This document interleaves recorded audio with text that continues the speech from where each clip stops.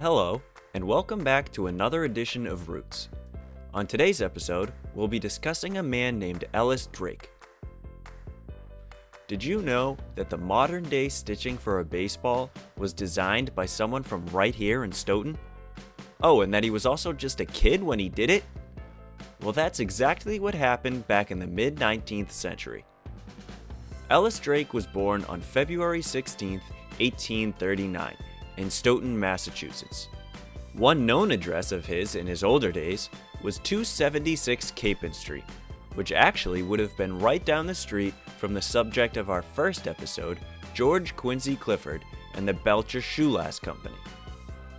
In that episode, we talked about how shoemaking was such a thriving industry here in Stoughton in previous centuries, and that's even further illustrated in this story with the invention of the modern baseball, because Ellis Drake's father was, as you guessed it, a shoemaker.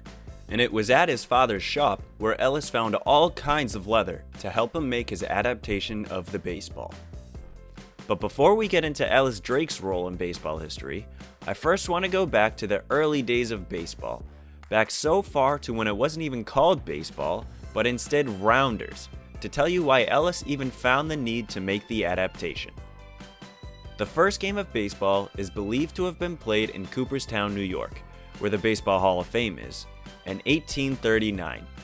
Ironically, the same year Ellis Drake was born. Now I will say the origins of who invented baseball and where it was first played are widely debated, but when they established the Hall of Fame, that was the believed origin, so that's where they built the Hall of Fame. Now, as you can imagine, mid-19th century baseball looked pretty different from what it is today. Some weird rules were having to pitch underhand, pegging base runners with the ball, batters having the right to request where a pitch be located, and even the ability to catch a fly ball on a bounce and have it be considered an out. This last one was probably due to the fact that baseball gloves didn't even first make an appearance until the 1860s and 70s, so catching a fly ball out of the air probably would have been pretty painful. In fact, Ellis Drake even said in an article written about him in the Boston Globe in 1909 that the balls, when projected by an expert thrower during the excitement of a possible defeat, you had about an even chance of surviving to hear the score at the end of the game. And that was only when the ball was thrown, so you can only imagine how it felt trying to catch it out of the sky every time. Now Ellis enjoyed playing rounders no matter what the balls were made of, but sometime in the 1840s, so when Ellis was still under the age of 10, he decided to cure his boredom with a new design for the ball. The old forms were known as lemon peels, where they were sewn together to make an X shape and the seams would constantly tear apart. This was a problem to Ellis for two reasons. One, because when the joints would get loose, it would make the ball hurt even more. This, despite him now seemingly being perfectly okay with the pain of the ball, just only in victory. As he said, "The corners and joints give out first, and quick at that. And when we threw a ball at an opponent, we can inflict a black and blue spot on him to emphasize a brilliant victory."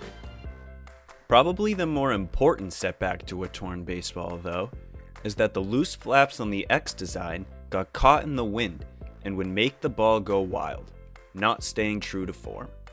So one day, when Ellis Drake admittedly was slacking off in the schoolroom, he decided to make a new design, and what he came up with was the modern figure 8 stitch of the baseball.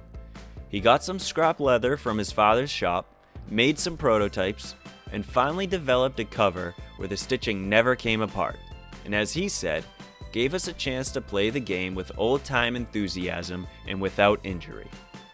It was a brilliant design and invention by young Ellis Drake, one that has held up for almost 200 years, for the most part. But there was just one thing that went wrong.